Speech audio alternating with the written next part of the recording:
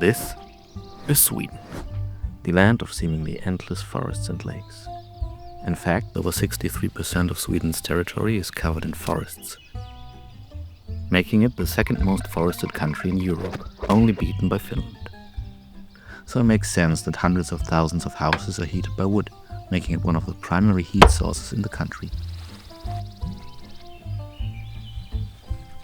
But what does it really take to heat with wood, and what does it cost? We will explore that in this video.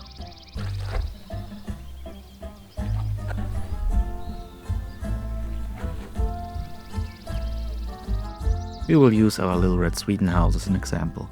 With its 50 square meters, it's on the smaller side of residential houses, so the only source of heat is our little kitchen stove, which we also use for cooking and baking throughout the cold season.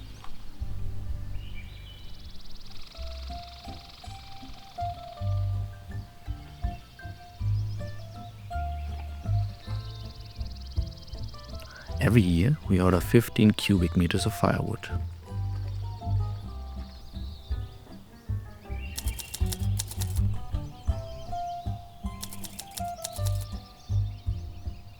To harvest that much, you would need between 30 and 38 average birch trees, which is honestly more than I expected it to be.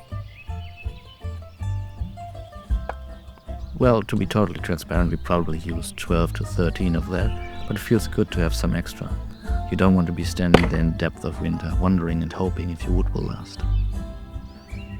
We pay 12,000 Swedish krona, or around 1,075 euro, for all 15 cubic meters, including delivery, which is on the cheaper side of firewood. The heating season generally is between October and May, which comes down to roughly 2,000 Swedish krona per month, or 179 euro. In comparison, it costs roughly 3,200 Swedish krona, or 293 euro, to heat a house solely with gas, which would come down to 19,200 Swedish krona, or 1,719 euro for the whole season. You could once buy almost 3 brand new cars for that. Yeah, of course I know about inflation, I just thought it would be a fun comparison. Now that we have the numbers out of the way, let's talk about what else it takes. Of course, wood wants to be stacked and sorted, which can be a lot of work. Most houses have a big stove, but since we only have this very small kitchen stove, we also have the additional labor of splitting everything again and again so it fits. A big part I just leave as it is, splitting it in the winter on the day I need it, which is absolutely fine, since I quite like splitting wood.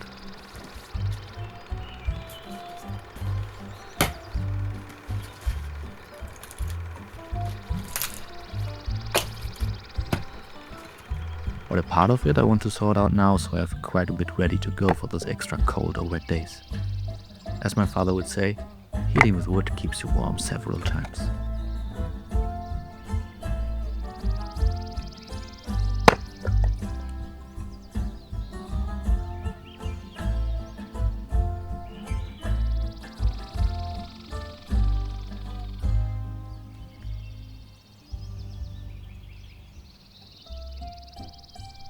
We are using birch wood, by the way, sourced locally from one of our neighbors, which in Sweden means he lives quite far away.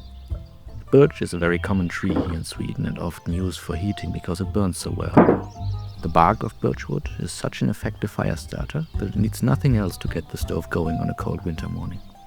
It contains so many flammable oils and substances like butylene, a terpene, that it even catches fire when wet.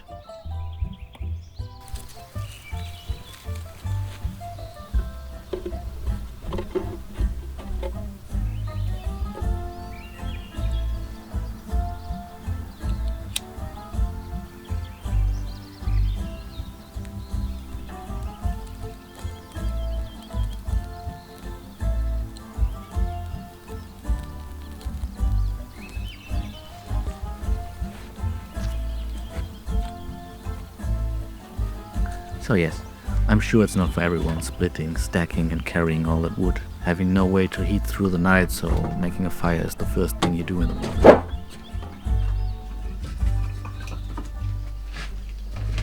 I'm well aware that it takes a lot of work, but I much prefer heating this way. There's something beautiful about a wood fire crackling in the stove while the aromatic smell of birch is filling the air. It doesn't really get better than coming home from a long walk through the Swedish winter, getting out of your snow-covered clothes and preparing tea or hot chocolate on the heat-giving wood stove.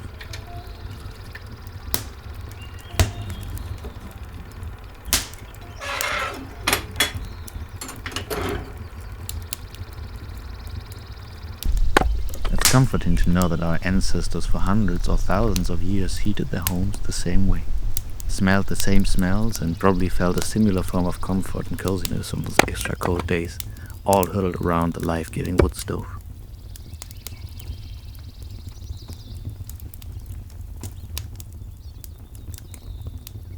Thank you all for watching, and please like and subscribe.